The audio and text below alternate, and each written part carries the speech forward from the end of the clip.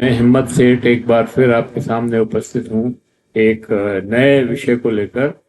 अ, दोस्तों, आज हम बात करेंगे अफ्रीका महाद्वीप के ऊपर। और वो इसलिए करेंगे कि अफ्रीका का एक बहुत बड़ा महत्व है। और महत्व इसलिए है कि उसके पास अ, संसाधन बहुत है, प्राकृतिक संसाधन बहुत है। खास तौर से उसके पास जो मिनरल्स हैं वो बहुत है। आप देखिए, कोबाल्ट, 60% कोबाल्ट जो है पूरे विश्व का अफ्रीका में होता है। 90% प्लेटिनम अफ्रीका में होता है। हीरे जवाहरात 30% वहां से निकलते हैं। सोना वहां से 30% वहां से निकलता है। और इसी तरह से बॉक्साइट 60% वहां से निकलता है। तो इस तरह मतलब बहुत सारे रेयर मेटल भी हैं। तो इस तरह से उसका एक महत्व है। पहले तो देश गुलाम था। अ, मतलब सभी गुलाम थे। करीब 50 देशों में बटा हुआ है अफ्रीका। 50 बल्कि 52 देश होंगे। लेकिन उन सब में पहले गुलामी थी, अब वो सब आज़ाद तो हो गए हैं। लेकिन वो आज़ादी मतलब एक नाम की आज़ादी है, क्योंकि वहाँ पर अभी भी यूरोपियन कंट्रीज का और अमेरिका का और ऑस्ट्रेलिया का की कंपनियों का वहाँ पर प्रभुत्व है। और वो उन लोगों ने इन इन लोगों ने वहाँ पर जो जितने वहाँ के संसाधन हैं उन सबको उन्होंने कब्जे कर रखा है।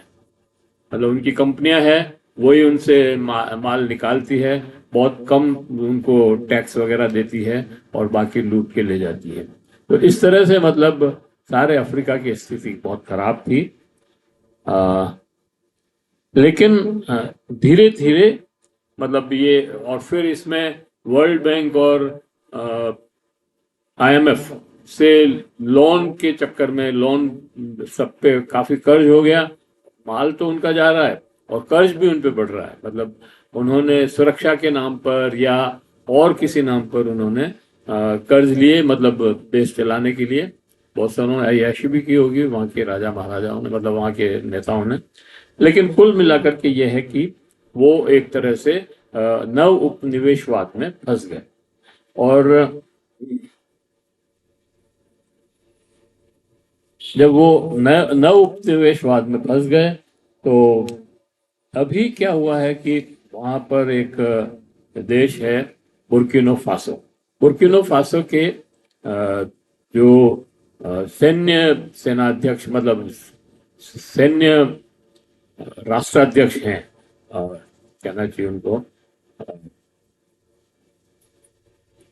Captain Ibrahim Traore. ये जो नए बने हैं, 3 साल हुए, इन्होंने अपने देश में 3 साल में एक तरह की आत्मनिर्भरता ला दी। और वहां से सारे विदेशी कंपनियों को बाहर निकाल दिया, बैंकों को बाहर निकाल दिया। उन्होंने अपनी करेंसी बनाई, उन्होंने अपने बैंक्स खोले और अपने पूरा कारोबार अपने हिसाब से शुरू किया। और वो जो है अभी बहुत उसकी चर्चा है, पूरे विश्व में चर्चा है। क्योंकि उन्होंने मतलब एक जो असंभव बात कही जाती थी, भारत में भी देखें तो सारी यूरोपियन कंपनियां आंखें गड़ाए बैठी है। हमारे यहाँ पे भी कोशिश हुई थी 1977 में। जॉर्ज फर्नांडिस ने कोको कोला और आईबीएम जैसी कंपनियों को बाहर निकाल दिया था। लेकिन थोड़े दिनों बाद वापस उनको बुलाया गया, मतलब वो जैसे उनके बिना काम ही नहीं चल रहा हो। तो ये जो मानसिकता है, सही में तो ये मानसिकता की बीमारी है कि हमको आत्मनिर्भर नहीं बनने दे रही है। वो उन्होंने अपने मतलब विदेशी चुंगल से अपने देश को बाहर निकाल दिया। अब वो अफ्रीका के सारे देशों को ये कह रहे हैं कि आप भी इनको बाहर निकालो। और जो उन्होंने एक एग्जाम्पल सेट कर दिया वहाँ। और उनको देख करके माली और नाइजर और ऐसे देश जो हैं वो भी उनके साथ कंधा से कंधा मिलाकर काम कर रहे हैं। उन्होंने एक 3 देशों का एसोसिएशन बनाया, और उन 3 देशों के एसोसिएशन ने सुरक्षा संबंधी और विकास संबंधी कई समझौते भी किए।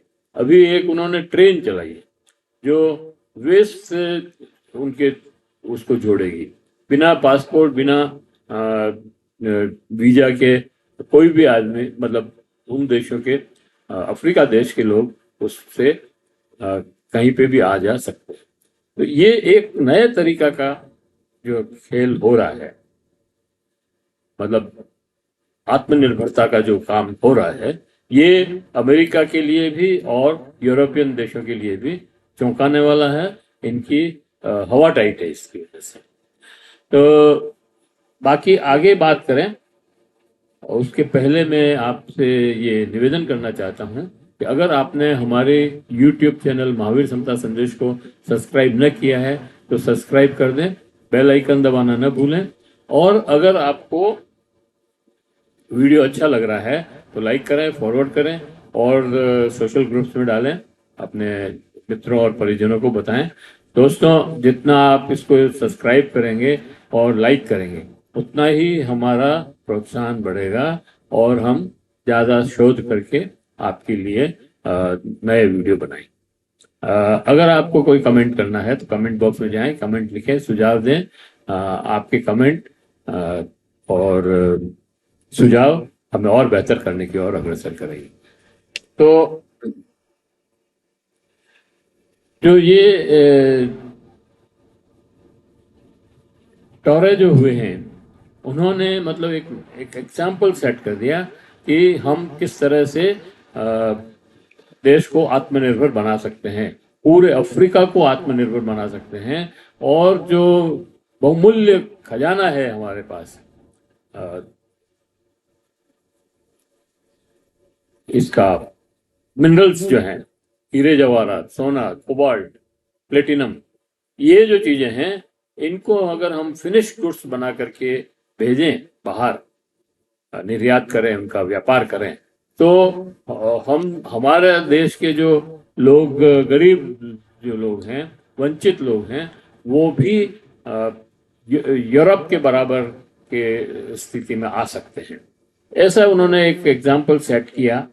और लेकिन इसके पहले भी लेकिन उनके ऊपर भी उनका भी इतना आसान नहीं था काम।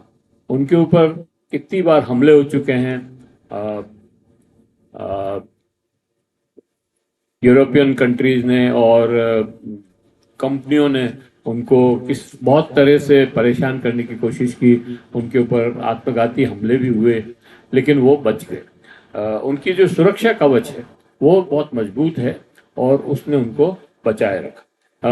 आपको मैं आश्चर्यजनक बात बताता हूं कि उनको दबाने के लिए और उनकी नीतियों को बदलाने के लिए इन कंपनियों ने उनकी 14 साल के बहन को अगवा कर लिया, स्कूल से किडनैप कर, स्कूल से घर आ रही थी, किडनैप कर लिया। कैप्टन को पता नहीं था। उसकी माँ ने, जब वो लड़की नहीं आई 4:30 बजे तक, 5 बजे तक, 6 बजे तक, तब उसकी माँ ने उनको फोन किया कि वो तुम्हारी बहन जो है अभी तक स्कूल से नहीं आई है, 4:30 बजे हर रोज आ जाती है। उसने पता किया, मालूम पड़ा कि उसको वो जो उस स्कूल के उस रास्ते के सारे सीसीटीवी बंद थे और स्कूल में भी बंद था। तो इस तरह से मतलब सीसीटीवी बंद थे, तो पूरी प्लानिंग के साथ उसको समझ में आ गई कि पूरी प्लानिंग के साथ उसको अगवा किया है। और उसी को अगवा नहीं किया है, एक्चुअली हमारी नीतियों को अगवा करने की कोशिश की है। हम इसका जवाब दें। और उसने पता किया, उस साइबर सेल से पता लगवाया, आईटी सेल से पता लगवाया, और उसने उसको ओपन कर दिया। टीवी पर आकर के उसने भाषण दिया कि मेरी बहन को अगवा किया है, ये मैं जानता हूं किसने किया है, कहाँ रखी हुई है, आई नो।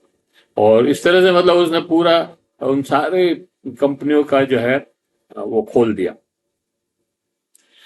6-7 दिन लगे उसको, लेकिन उसने अपनी 5-6 टीमें बनाई और वहां पर भेजी, एम्स्टर्डम में, और वहां से उसको छुड़ा के ले आए और जो अगवा करने वाले थे उनको गिरफ्तार करके ले आए।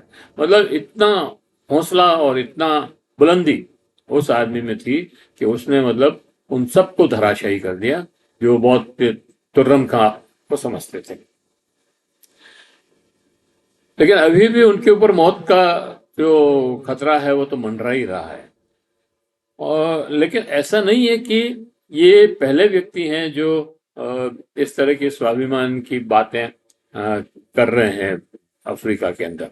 पहले भी ऐसे कई लोग, ऐसे कई नेता हुए हैं जिन्होंने अफ्रीका को एक देश, मतलब 50 देशों का एक संघ, महासंघ बनाने की कोशिश की और कोशिश में वो कामयाब नहीं हुए और पश्चिमी देशों ने षड्यंत्र करके उन लोगों की हत्या कर दी या उनका सत्ता से उनको बेदखल कर दिया।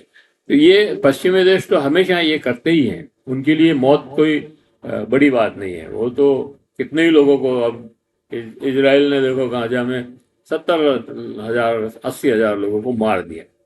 तो उनके लिए कोई, और निहत्थे लोगों पर गोली चलाते हैं, निहत्थे लोगों पर मिसाइल फेंक रहे हैं, कुछ भी कर सकते हैं। और सुरक्षित अफ्रीका में कई देशों में सुरक्षा के नाम पर अमेरिका की सेना या फ्रांस की सेना या दूसरे देशों की सेनाएं भी पड़ी है। तो वो सेनाएं वहां षड्यंत्र करती है और सुरक्षा के नाम पर वो उनको मार देती है, जो सत्ता में होते हैं उनको खत्म कर देती है। मैं आपको कुछ नाम गिनाता हूं जिन्होंने अफ्रीका को पैन अफ्रीका बनाने की कोशिश की और अपने देश को स्वाभिमान से जीने की रास्ते पर ले गए। उनका क्या हश्र हुआ वो मैं आपको बताऊं। पेट्रिस लुम्बा कांगो के हैं ये। कांगो 1960 में आजाद हुआ था और ये पहले प्रधानमंत्री थे कांगो के। बेल्जियम का उपनिवेश था कांगो। पहले प्रधानमंत्री बने पेट्रिस लुम्बा। उन्होंने बेल्जियम व अमेरिका समर्थित कंपनियों के शोषण के खिलाफ आवाज उठाई। उन्होंने कांगो को खनिज संपदा को देश के हित में उपयोग करना चाहा, लेकिन 1961 में बेल्जियम और CIA के समर्थन से इन्हें गिरफ्तार कर लिया गया और क्रूरता से हत्या कर दी। अब ये क्यों किया ये भी आप समझिए। ये तो साफ ही है कि वो अपने संसाधन को उनसे बेदखल करना चाहते थे, विदेशी कंपनियों को, इसलिए उन्होंने उसको अपने रास्ते से हटा दिया। उनका मानना था कि राजनीतिक स्वतंत्रता तब तक अधूरी है जब तक आर्थिक स्वतंत्रता न हो। अब उन्होंने उपनिवेशवाद को एक मानवता विरोधी अपराध माना। मतलब मानवता विरोधी अपराध आप अगर निवेशवाद को कहेंगे तो ये जो साम्राज्यवादी देश हैं ये कैसे पचाएंगे इसे। तो इनको तो रास्ते से हटाना ही था। उनका प्रयास था कि कांगो को खनिज संपदा, तांबा, हीरा को विदेशी कंपनियों से मुक्त करवाएं, कोबाल्ट भी था शायद, कर अपने देश वासियों के हितों में प्रयोग करना चाहते थे। सेना को लोकतांत्रिक नियंत्रण में लाने के भी प्रयास किए गए। बेल्जियम की प्रभुत्वता को समाप्त कर वास्तविक स्वतंत्रता की स्थापना करने के प्रयास भी उनके दुश्मनों को रास नहीं आया और उन्होंने इनकी हत्या कर दी। बुर्किना फासो के 1983 से 1987 में एक राष्ट्रपति हुआ है, थॉमस संकारा। थॉमस संकारा ये वही देश है जहां से राष्ट्रपति इब्राहिम ट्रॉरे हैं। थॉमस संकारा ने भी बहुराष्ट्रीय कंपनियों को और अंतर्राष्ट्रीय ऋण सहयोग समस्याओं को विरोध में, संस्थाओं के विरोध में मोर्चा खोल दिया था। IMF और वर्ल्ड बैंक लोन देती थी उसके खिलाफ पूरा मोर्चा था। कृषि, शिक्षा, स्वास्थ्य और महिला सशक्तिकरण में आत्मनिर्भर योजना लागू की। 1987 में उनके मित्र बेल्जिकम्पा और के द्वारा सैन्य विद्रोह में तख्ता पलटकर उनकी हत्या कर दी। ये तख्ता पलट अपने आप नहीं होता है, ये तख्ता पलट इन बहुराष्ट्रीय कंपनियों के द्वारा या यूरोपियन कंपनियों मतलब उन्हीं के देशों के द्वारा ये पोषित होता है। थॉमस संकारा का विचार था कि ऋण एक नया उपनिवेशवाद है, हमें उसे अस्वीकार करना होगा। जो लोग दूसरों को खिलाते हैं वही स्वतंत्र रहते हैं। उन्होंने आत्मनिर्भरता को राजनीतिक क्रांति का आधार माना। उन्होंने IMF व विश्व बैंक का कर्ज ठुकराया। उन्होंने अपने देश के प्रशासन पर खर्च करने के लिए सभी सरकारी गाड़ियां को छोटी और सस्ती गाड़ियों में बदल दिया। वो हमारे यहाँ तो गाड़ी BMW से भी भारी, कितने करोड़ों की गाड़ी, और हवाई जहाज, ओहो 8.5 करोड़ का हवाई जहाज हमारे प्रधानमंत्री और राष्ट्रपति के चलने के लिए है। तो ये है, अगर आप अपने देश को खाली नारे देने से कि हम आत्मनिर्भर बन जाएंगे, नहीं बनेंगे। आत्मनिर्भरता के लिए इस तरह के त्याग होना जरूरी है कि छोटी गाड़ी हो, छोटे एरोप्लेन हो, 8.5 करोड़ का एरोप्लेन लेकर के और रोज 5-5 बार आप ड्रेसें बदल करके कहो कि हम आत्मनिर्भर बन जाएंगे, तो नहीं बन सकते। खैर, महिलाओं को सेना में भर्ती किया, भू सुधार लागू कर किसानों को जमीनें बांटी और खेती करवाई, में सेना में भर्ती किया, बहुपत्नी प्रथा, बाल विवाह और खतना जैसे कुप्रथाओं पर रोक लगाकर सामाजिक सुधार की ओर ध्यान दिया। लेकिन इनको मार दिया गया, क्या करें बेचारे। लीबिया, उत्तर अफ्रीका का एक बहुत ही समृद्ध देश था। वहां पर क्रूड ऑयल बहुत अच्छा, और वहां 1969 से 2011 तक, मतलब लगभग 30-40 साल, लगभग 40 साल तक राष्ट्रपति मुअम्मर गद्दाफी, जो वैसे तो कर्नल थे, फौजी थे, लेकिन इन्होंने वहां पर तख्ता पलट करके सेना की कर्नल थे, और 69 में राजा इदरिस का तख्ता पलटकर सत्ता पर बैठे। लेकिन उन्होंने कभी अपने आप को सत्ताधीश नहीं माना। उन्होंने हमेशा अपने आप को साधारण नागरिक के रूप में ही प्रेजेंट किया। रहे भी वो बिल्कुल सिंपल। उन्होंने सत्ता संभाली तब मात्र 27 वर्ष के थे। अपने आप को कभी राष्ट्रपति नहीं कहा, बाकी उन्होंने अपने आप को लीडर ऑफ रेवोल्यूशन कहा। वो कर्नल होते हुए भी साधारण सैनिक, जनता का प्रतिनिधि और क्रांतिकारी नेता ही मानते थे, न कि तानाशाह। खुद को कर्नल तक सीमित रखकर उन्होंने राजा या राष्ट्रपति जैसी पारंपरिक सत्ता संरचनाओं का बहिष्कार किया। वे जनता को एक संदेश देना चाहते थे कि वे एक जन सेवक हैं, कोई शासक नहीं है। उनका विचार था कि जनता को न तो पश्चिम का लोकतंत्र चाहिए, न ही तानाशाही, बल्कि तीसरा रास्ता चाहिए, जन आधारित लोकतंत्र।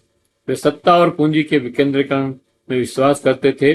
उन्होंने अपने 40 साल के शासन में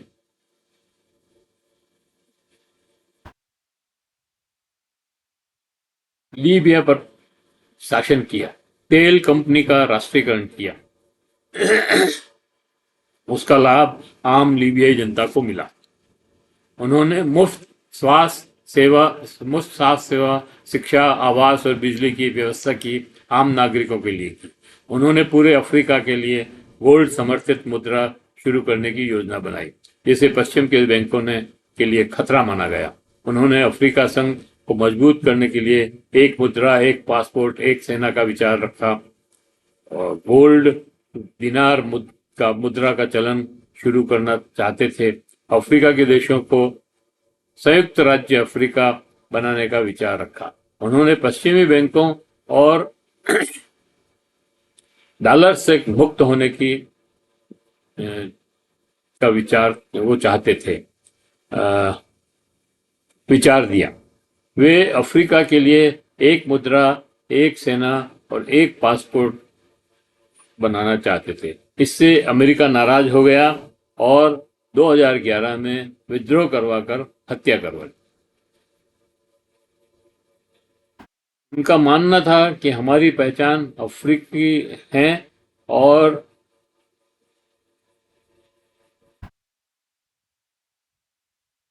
अफ्रीकी एकता में ही शक्ति है। अमेरिकनों ने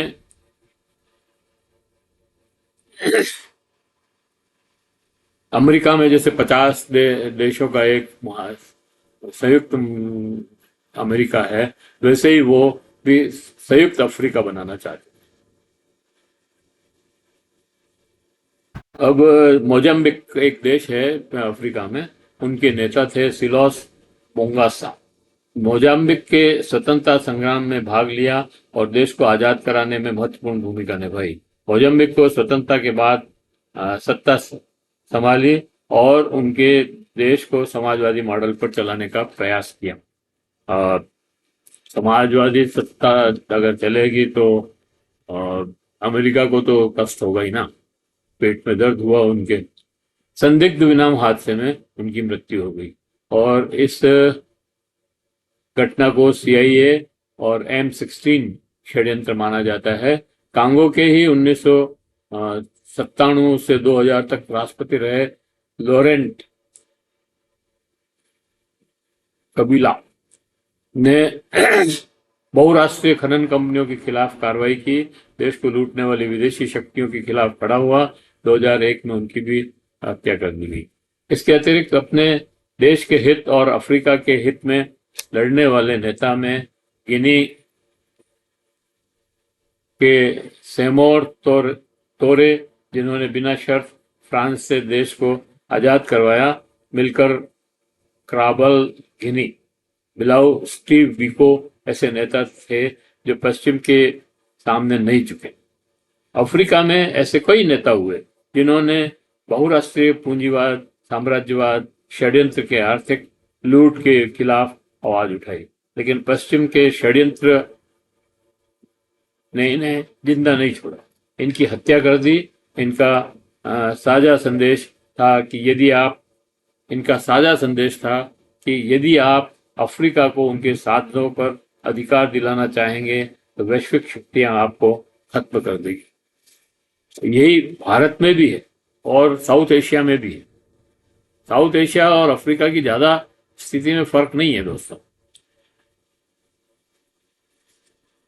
तो इन सब का साझा दर्शन था, स्वतंत्रता का मतलब सिर्फ झंडा और राष्ट्रगान नहीं, बल्कि संसाधनों पर अपने देश का अधिकार, सांस्कृतिक गरिमा और आत्मनिर्भर अर्थव्यवस्था है। तो हमें इन लोगों से ये शिक्षा लेनी चाहिए कि अगर भारत को भी विकास करना है, अपने लोगों को के हित में काम करना है, जनपक्ष में को जो है समृद्ध करना है, शक्तिशाली करना है, तो हमें भी विदेशी कंपनियों से मुक्त होना पड़ेगा। विदेशी कंपनियों से, वर्ल्ड बैंक के कर्जों से, ये IMF के कर्जों से मुक्त नहीं होंगे तब तक हम अपने जो वंचित लोग हैं, जो पीड़ित लोग हैं, उनको किसी तरह का लाभ हम नहीं दिला पाएंगे। ये बात हमको समझ लेनी चाहिए। मैं इस वीडियो को यहीं समाप्त करता हूं। समाप्त करने के पहले एक बार फिर वही अपील करता हूं कि अगर आपने हमारे इस वीडियो को सब्सक्राइब न किया है तो सब्सक्राइब कर दें। इस चैनल को सब्सक्राइब न किया है तो सब्सक्राइब कर दें। सब्सक्राइब करने का कोई पैसा नहीं लगता बस। और फायदा यह है कि हम जब भी कोई नया वीडियो बनाते हैं उसका नोटिफिकेशन आपके पास पहुंचता है। हम कोशिश कर रहे हैं कि हम एक समय पर वीडियो बनाएं और आपको उस समय का पहले से सूचित करें कि हम इतनी बजे वीडियो बनाएंगे, ताकि आप उसको देख सकें। हम ये भी कोशिश कर रहे हैं कि वीडियो को लाइव दिखाने का प्रयत्न कर रहे हैं। तो इसी पॉइंट पे मैं इसको समाप्त करता हूं और आशा करता हूं कि आपको ये वीडियो पसंद आया होगा। धन्यवाद। मिलते हैं फिर और किसी वीडियो के साथ।